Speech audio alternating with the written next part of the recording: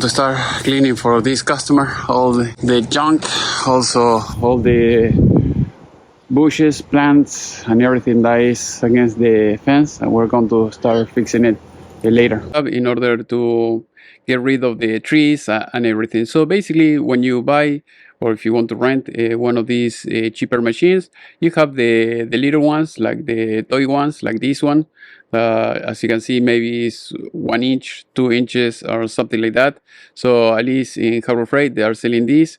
So $600, and as you can see here, usually you don't get the little ones, the 1 inch or 2 inches. Always you get something like 5 inches, 8 inches, something like you see here. So here is only for the picture. And I had one of like these before, and they are kind of useless because, except if you have maybe bushes or something like that, it might be decent, who knows. But if you have trees or small trees or something like that, I mean, it's going to take you forever. So if you have to, because otherwise all the trees that you have here, all the trunks and everything, you have to cut them like very little in order to to shred them up. So it doesn't make any sense. You're going to spend a lot of time. So here, for instance, in Home Depot, they have another one. And as you can see here, you have branches up to 3 inches. The breeze is half an inch. And then, here you have few other options, 2 years of warranty. But like I said, I will not even use something like that, except if you have like something like very, very, very tiny, and that's it. Usually never that is the case. So I prefer, if you have to do something like that, I prefer you to rent one of these. So these are more like industrial. They can do almost everything with this. So at least for now, they are charging about $500 a day. So if you want to rent one of these, I mean, those are amazing. You can put almost anything, and it will chip it just fine. So as you can see here, here you have the little ones, the toy ones.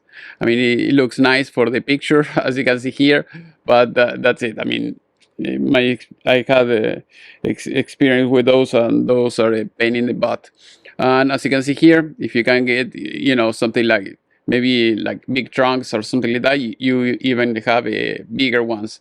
I mean, it depends. At least the one I rented was good enough. I think it was like 8 or 10 inches or something like that. It was something like that. The only thing that you have to make sure that you have a good truck or pickup truck, so that way you can move it. You have to be able to move at least up to 10,000 pounds.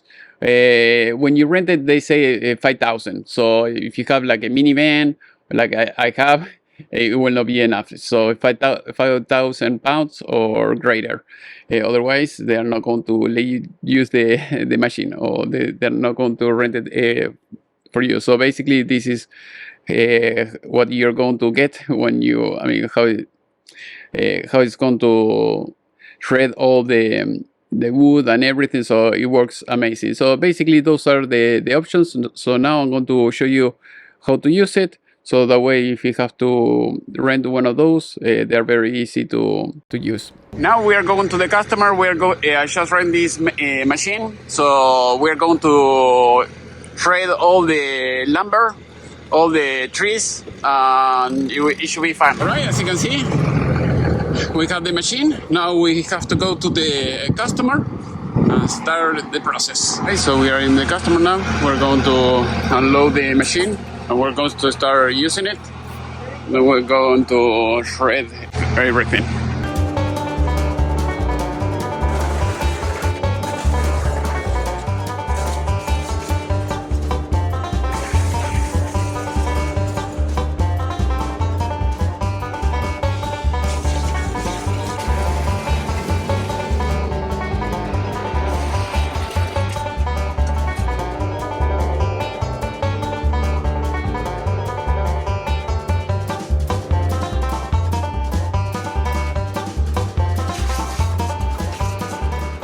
So as you can see, we have a lot of mulch shredded. or lumber shredded. So we use this machine. If you don't use something like that, like very big, you're going to need like a huge trailer to dump everything. So here, once you have all these, you can use it as mulch over there, cover all the holes and everything. And over time, this is going to disappear. So I'm going to show you later how you can operate this machine very quickly. You have a machine like this, and do you want to know how to use it? I'm going to show you there in a few steps how you can do it. Now I'm going to teach you how to use this machine. So once you unhook it from here, all you have to do is just grab this. I mean, this is going to be here. Just pull it, push it, and then pull it down, and then move it here, and this will lock it in place for the brakes.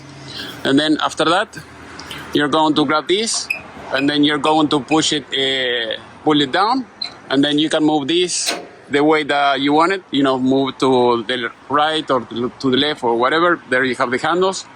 And then after that, you can turn on the engine like this, and then it's like a car. Just move it again, spin it or turn it, and then it will start. I'm not doing it right now because otherwise it's going to make a lot of noise.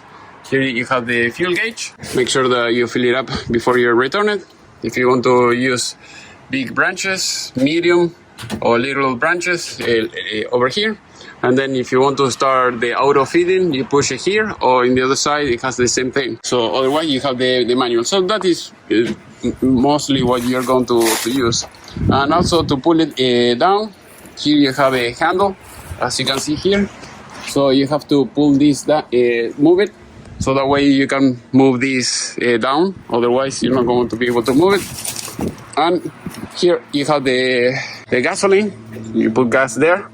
Hydraulic oil over there, but if you rent it, you don't have to worry about that. Just put gas here, and that's it. Here you have the filter, the air filter, and that's it. So that is all you have to do in order to start working with this. Make sure that you don't put like a huge branches or anything like that. You have to fit there. If it doesn't fit there, it's going to get stuck and it's going to be a pain. When you finish, just pull it up, and that's it.